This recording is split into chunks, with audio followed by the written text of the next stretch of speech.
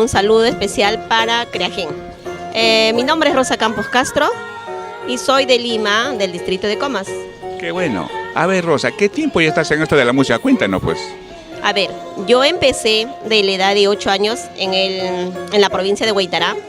Me inicié en el colegio para la fiesta de San Juan Bautista. Empecé con unos temas donde a cual le gustó a mi público, porque estudié en Huaytará. Me inicié ahí, mi tema en el folclore.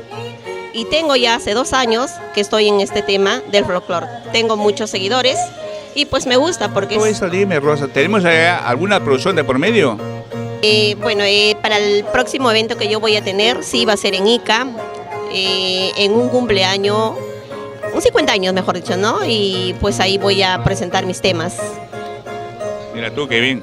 A todo esto, Rosa, ¿a qué parte del Perú ya ha viajado con su música?